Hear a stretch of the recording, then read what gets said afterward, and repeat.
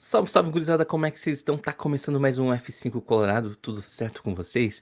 Antes de começar o vídeo, cara, deixa teu like, deixa teu comentário, manda onde a gente tá falando, porque a gente tá agora, todo dia, de segunda a sexta-feira, ao meio-dia, deixando um vídeo aqui com as coisas que vão acontecer, de principal no dia do Colorado e principalmente que já aconteceram, fechado?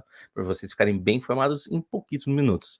Vamos lá, primeira coisa que tem de novidade é em relação ao treino. O Inter volta hoje ao treinamento e a gente tem que ficar de olho em duas situações.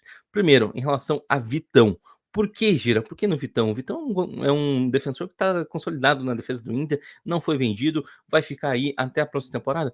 Porém, no final do jogo contra o Vitória, vocês vão se recordar, o Vitão acabou pedindo para ser substituído, teria sentido alguma coisa, e quando ele olha pro banco de reservas, ele viu que o Roger chamou um guri, e ele pensou, bah, é um jogo complicado, tá chatinho, tá 2-1 ainda, não vou colocar o guri nessa fogueira, e ele acaba segurando até o final. Então a gente tem que ficar de olho. Será que o Vitão vai jogar contra o Corinthians? Será que ele vai ter condições de fazer a semana de treinamentos completa?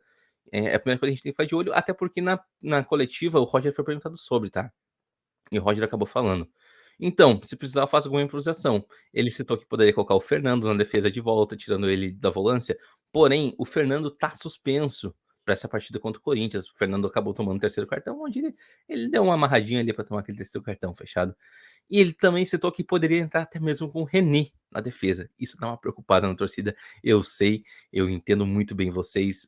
Cara, se o René já não foi tão bem assim quando a gente precisou na lateral esquerda, na defesa, numa partida contra o Corinthians, lá em Itaquera, na Neoquímica Arena, preocupa ainda mais, então a gente tem que ficar de olho. A segunda situação é em relação a Rafael Borré. Por quê? O Borré ficou de fora dessa partida contra o Vitória.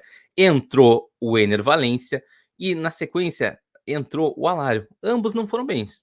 Ambos não foram bens. Em 72 minutos de partida, o Ener Valencia teve atuações em 18 vezes. 18 vezes ele atuou com a bola. É muito pouco, tá? E quando entrou o Lucas Alário, em pouco menos de minutagem, ele teve 21 ações com a bola. E, cara, dessas 21, a maioria foi errada. Ele errou a maioria dos passes que tentou, ele errou quase que tudo que ele tentou. Então a gente tem que ficar de olho em outra situação também. Porque se o Borré chegar a jogar, ele tem chance de ficar de fora do Grenal, porque ele tomou o segundo cartão lá em Bragança e pode acabar ficando de fora do Clássico Grenal, que ainda não tem data. Pode ser no próximo dia 20 de outubro ou pode ser no próximo dia 19 de outubro, num sábado. Coisada, segunda situação que a gente tem que ficar de olho em relação ao David. Gira, mas o David já não cumpriu 60% da cláusula que estava lá em contrato? Ele não teria que assinar já com o Vasco da Gama? Tem que. Só que vamos trocar uma ideia, porque aconteceu uma coisa. Cara, não vou tratar como sorte, tá? Porque é um azar pro atleta, então não tá citando como sorte. Porque recentemente, há 2 semanas atrás, o David, que jogou pelo Inter, fez 39 jogos, 2 gols e 2 assistências, sendo um em Grenal, tá? Um gol em Grenal. O David acabou cumprindo uma cláusula de 60% das partidas que ele deveria atuar pelo Vasco da Gama. Então, mesmo se o David não atuasse mais nenhuma partida, ele bateria 60,31%, se não estou enganado, tá? Das partidas pelo Vasco. Porém, o David acabou se lesionando, então o Vasco terá que fazer a obrigação de compra. O David teve um rompimento de LCA, ligamento cruzado anterior, e cara, querendo ou não, o Inter teve sorte.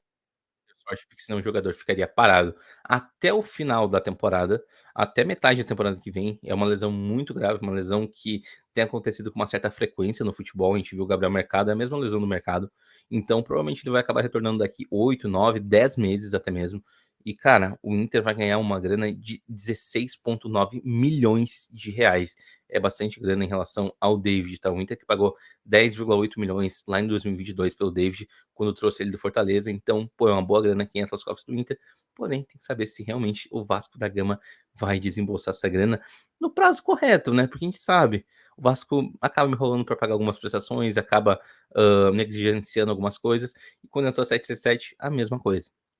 Gurizada, pra gente fechar, a gente tem que falar sobre a situação da CBF, porque vocês vão se recordar, no vídeo de ontem eu falei que o Alessandro Barcelos saiu correndo do jogo, que ele saiu às pressas, que ele tinha uma pessoal da CBF, e eu falei, pô, o Inter tem expectativa de receber 5,5 milhões, o Inter já recebeu 2 milhões desse acordo que o Inter fez com a CBF, o Grêmio também fez o mesmo acordo, para que os jogos não paralisassem por conta das enchentes, para que a CBF arcasse com uma parte dos custos a mais que Grêmio e Inter teriam.